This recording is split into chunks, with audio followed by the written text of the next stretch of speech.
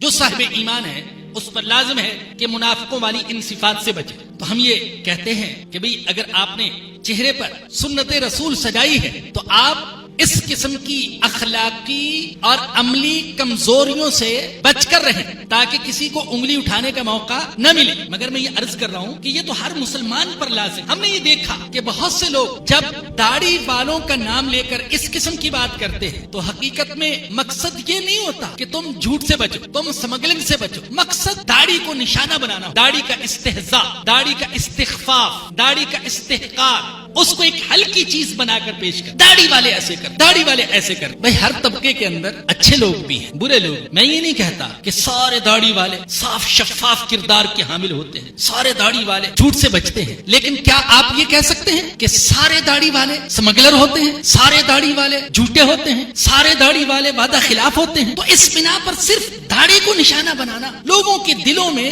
داڑھی والوں اور اس سے بھی آگے بڑھ کر داڑھی کی نفرت پیدا کرنا، عام طور پر یہ مقصد ہوتا ہے۔ پھر یہ دیکھیے، مجوسی داڑھی منڈواتے تھے۔ ہمارے آقا صلی اللہ علیہ وسلم کی خدمت میں مجوسیوں کا ایک وفد آیا، داڑھی منڈے تھے اور مونچھیں بڑی بڑی۔ ہمارے آقا نے صحابہ سے فرمایا تم نے یہ شکل و صورت اختیار نہیں کرنی، تم اس کے خلاف کرو، تم داڑھی بڑھاؤ اور مونچھیں کٹواؤ۔ یہ ہمارے آقا نے ان سے فرمایا۔ آج اگر ایک داڑھی منڈا سمگلنگ کرتا ہے، جھوٹ بولتا ہے، رشوت لیتا ہے، منافقت کرتا ہے، تو کیا میں یہ کہوں گا معاذ اللہ، کیا مجھے یہ کہنے کا حق حاصل ہے کہ یہ عاشق مجوسیت ہے؟ کیا مجھے یہ کہنے کا حق ہے کہ میں یہ کہوں کہ سارے داڑھی منڈے ایسے ہی ہوتے ہیں؟ نہیں، مجھے یہ زیبا نہیں ہے کہ میں چند ایک داڑھی منڈوں کی حرکت کی وجہ سے سارے ہی داڑھی منڈوں کو بد کردار، فاسق و فاجر، جھوٹا، سمگلر، رشوت خور، منافق اور غلیظ کردار کا حامل کہہ دوں۔ مجھے یہ حق نہیں ہے۔ اور پھر بھائی جس شخص نے محض رسول اللہ صلی اللہ علیہ وسلم سے محبت کی بنا، آپ سے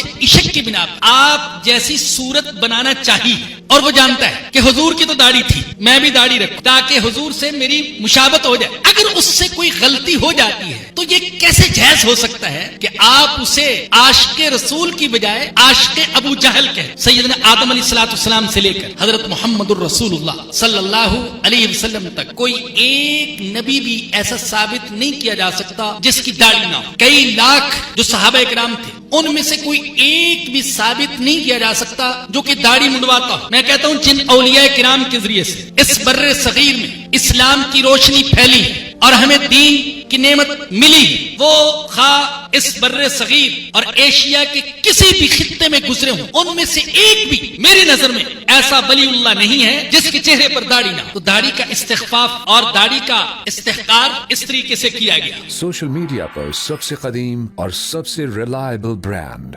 درسقرآن.com